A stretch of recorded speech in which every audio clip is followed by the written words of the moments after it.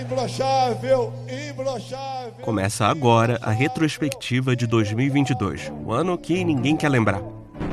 O ano em que o país mais ficou dividido, polarizado, rachadinho. Fica aqui, rapaz. Quero ficar aqui, perto Luiz de você. Inácio. Eu quero ficar perto de aqui, você. Luiz Inácio. Que tristeza. Eu nunca vendi entorpecente.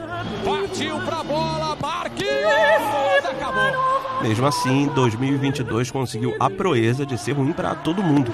Mas não podemos negar que algumas memórias ruins grudam na nossa cabeça, como um patriota num para-choque de caminhão. Vem mesmo, vem aqui, inferno, vem. Isso aqui esquece, né? Tá falando da elite. Subiu aí, o grevista disse que não vai descer. Parei pra ele descer, ele não vai descer.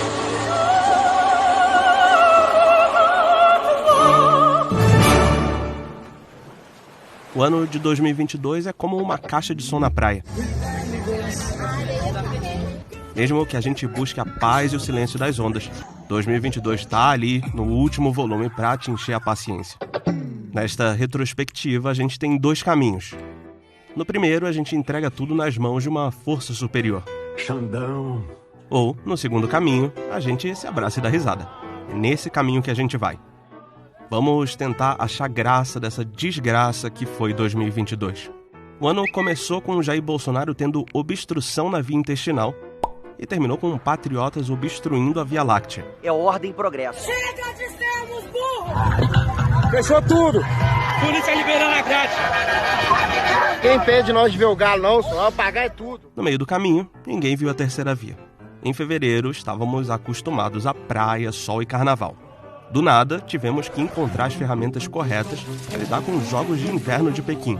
Talvez a ausência do horário de verão tenha desregulado tudo e seja a explicação para tudo ter saído do eixo.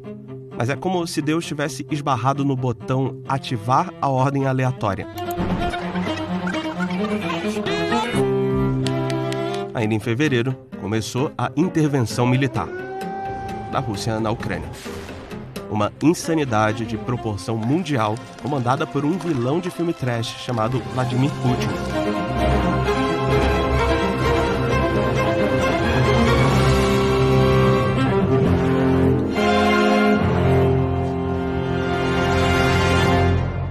O mês de abril chegou com uma curva dramática, assustadora. Sabe aquele momento do filme que os vilões amarram os heróis numa corda que vai descendo num vulcão em erupção? Foi mais ou menos isso que aconteceu quando Viktor Orbán foi eleito pela 4ª vez consecutiva como premier da Hungria. São 16 anos no poder. É um sistema de governo muito usado na Rússia e na Hungria, a ditadura democrática. Se você ainda não percebeu isso, eu deixo claro agora. Nada mais fazia sentido em 2022. Mais uma prova de que o espírito do tempo foi possuído pelo ritmo ragatanga. Não consigo falar isso. Desculpa, editor. Mais uma prova de que o espírito do tempo foi possuído pelo ritmo ragatanga foi o fato de uma brasileira chegar ao topo das paradas mundiais cantando em espanhol e viralizando com uma coreografia que se dança deitado. É que a bizarrice estava atraindo todas as atenções. Padre Kelson. Se maio viesse depois de outubro, ninguém ia notar também. Nesse contexto maluco, todo mundo perdeu a referência. Vou dar outros exemplos. Muita gente achou normalzão o governo ter um orçamento secreto, um ministro da Educação ser preso acusado de atuar em conluio com pastores evangélicos e uma família comprar 51 imóveis em dinheiro vivo. Qual o problema comprar com dinheiro vivo algum imóvel? Qual o problema? A insanidade foi crescendo. Vinha o Ciranha subindo em suas redes. A gente já não sabia se o presidente tinha provas de que a eleição de 2018 foi fraudada. Tenho convicção de que realmente tem fraude. Ou se as provas eram de que a Copa de 98 foi fraudada. Eu tenho provas materiais disso. Ou ainda, se Bolsonaro comprovaria fraude na eleição da loira do Tchan. No meu entender, houve fraude, pelas provas que tenho nas minhas mãos, que vou mostrar brevemente. Fazia mais sentido pensar que Bolsonaro era fraude, mas não venha cobrar lucidez a 2022. As forças democráticas mostraram que estavam preparadas para lidar com a guerra de informação contemporânea. Bom dia! Como resposta à capilaridade do arsenal de fake news no WhatsApp e no Telegram, a sociedade organizada deu um passo à frente e resolveu divulgar uma carta. Na USP. Passamos o ano mais atordoados do que o contador do Neymar. Vai ter golpe ou não? Prisão em flagrante do ministro Alexandre de Moraes. Vai ter dinheiro para encher o tanque do carro ou não? Não temos dinheiro para botar gasolina. Ô, pobreza miserável que nós estamos, Paulo!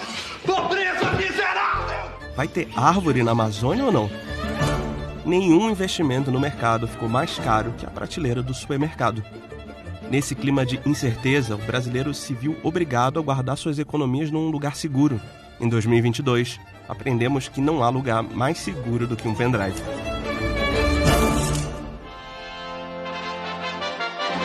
Lá fora, na Inglaterra, o roteiro de 2022 pareceu uma esquete do Monty Python. A vida de Brian, ou melhor, a vida de Boris foi mais atrapalhada que seu corte de cabelo e o premier renunciou. Liz Truss, que parece ter saído da mesma classe em Sonserina, renunciou em tempo recorde. Para piorar, a morte da rainha Elizabeth II libertou a sanha do trocadilho aguardado por anos pelos tios do pavê, que puderam se referir ao príncipe como Rei Charles.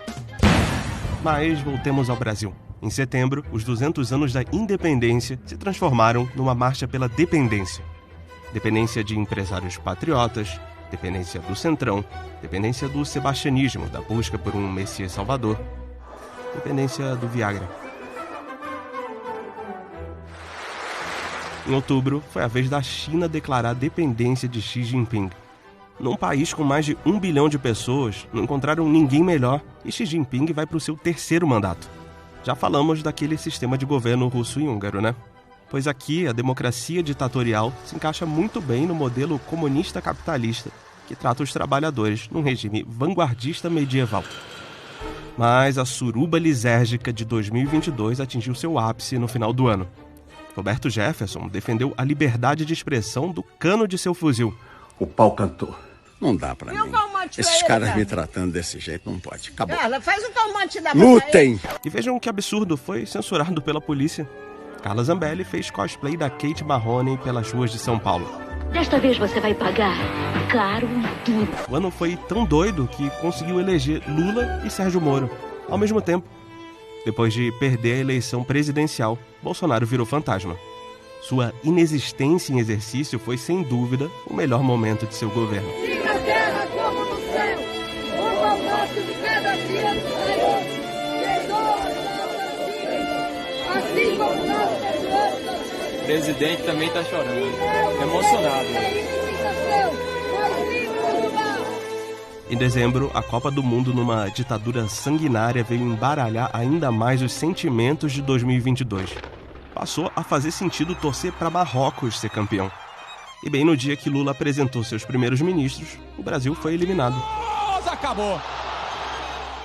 Precisamos ler os sinais. Antes de pedir a recontagem dos dias de 2022, termino esta retrospectiva dizendo que tenho provas de que a Argentina não venceu a Copa. Convoco todos a irem para as ruas porque revelarei a verdade daqui a 72 horas.